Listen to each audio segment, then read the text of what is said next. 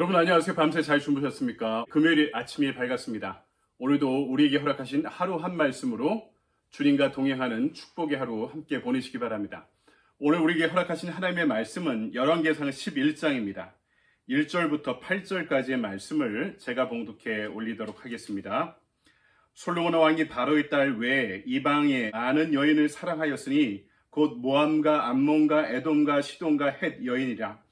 여호와께서 일찍이 이 여러 백성에 대하여 이스라엘 자손에게 말씀하시기를 너희는 그들과 서로 통혼하지 말며 그들도 너희와 서로 통혼하게 하지 말라. 그들이 반드시 너희의 마음을 돌려 그들의 신들을 따르게 하리라 하셨으나 솔로몬이 그들을 사랑하였더라. 왕은 후궁이 700명이요 첩이 300명이라. 그의 여인들이 왕의 마음을 돌아서게 하였더라. 솔로몬이 나이가 많을 때에 그의 여인들이 그의 마음을 돌려 다른 신들을 따르게 하였으므로 왕의 마음이 그의 아버지 다윗의 마음과 같지 아니하여 그의 하나님 여호와 앞에 온전하지 못하였으니 이는 시돈 사람의 여신 아스다롯을 따르고 암몬 사람의 가증한 밀곰을 따름이라. 솔로몬이 여호와의 눈앞에서 악을 행하여 그의 아버지 다윗이 여호와를 온전히 따름같이 따르지 아니하고 모압의 가증한 그모스를 위하여 예루살렘 앞 산에 산당을 지었고 또 암몬 자손의 가증한 몰록을 위하여 그와 같이 하였으며 그가 또 그의 이방 여인들을 위하여 다 그와 같이 한지라. 그들이 자기의 신들에게 분향하며 제사하였더라. 아멘. 주님의 말씀입니다. 주님께 감사드립니다.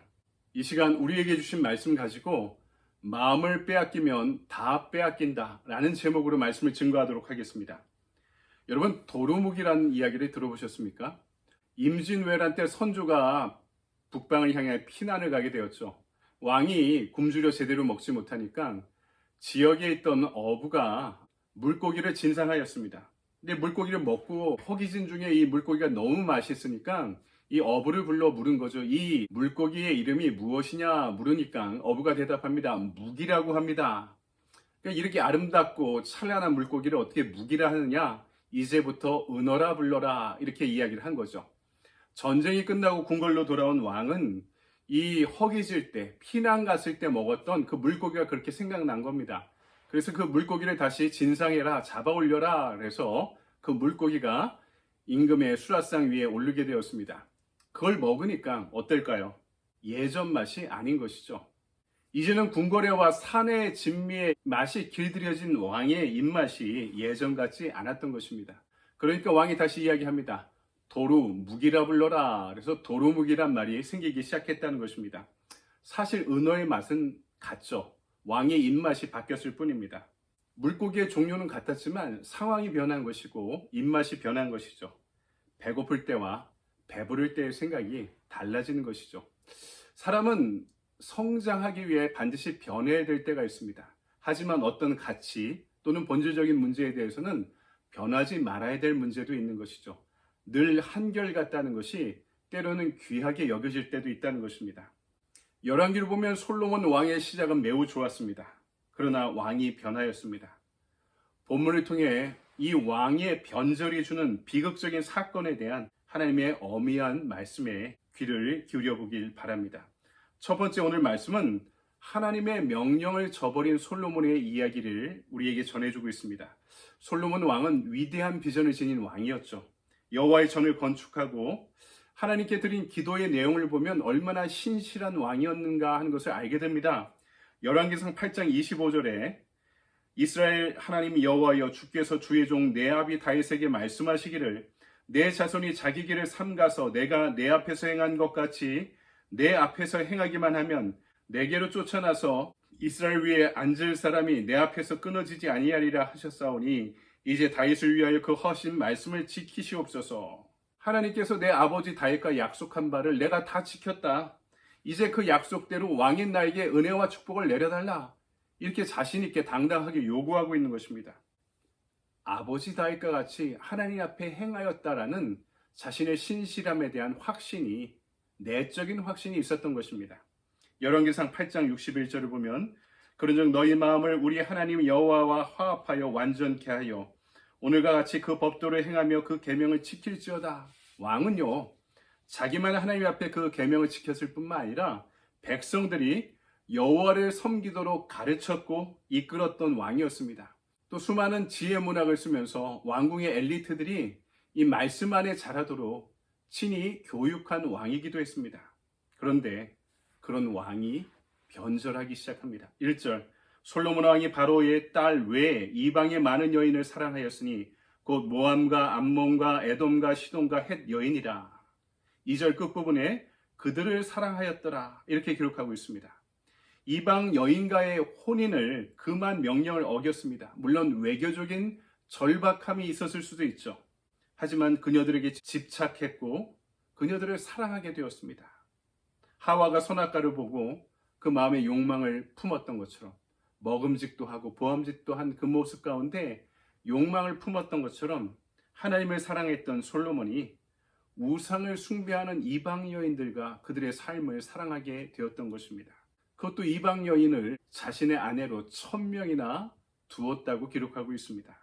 신명기 17장 16절 17절을 보면 왕은 이것을 하지 말라라고 기록한 어떤 왕에 대한 금기사항이 있었습니다. 그는 병마를 많이 두지 말 것이요 병마를 많이 얻으려고 그 백성을 애굽으로 돌아가게 하지 말 것이니 이는 여호와께서 너에게 이르시기를 너희가 이 후에는 그 길로 다시 돌아가지 말 것이라 하셨음이며 그에게 아내를 많이 두어 그의 마음이 미혹되게 하지 말 것이며 자기를 위하여 은금을 많이 쌓지 말 것이니라. 세 가지를 하지 말라고 말씀하십니다. 병마를 많이 두지 말라. 두 번째, 아내를 많이 두지 말라. 세 번째, 부를 왕이 자신을 위해 많이 축적하지 말라. 근데 이스라엘 역사상 이 세 가지를 가장 많이 가졌던 왕이 수많은 병마와 그리고 아내와 은금을 가장 많이 가졌던 왕이 솔로몬이었다고 기록하고 있는 것입니다. 결국 오늘 말씀 두 번째로 자신이 만들어 놓은 환경에 무너져 버린 왕의 변화하는 마음을 우리에게 알려주고 있는 것이죠. 하나님은 솔로몬의 마음이 변질될 것을 염려하여서 이방 여인들, 곧 유혹을 가져다주는 환경 자체를 아예 만들지 말라고 말씀하셨습니다. 2절, 너희는 그들과 서로 통혼하지 말며 그들도 너희와 서로 통혼하게 하지 말라.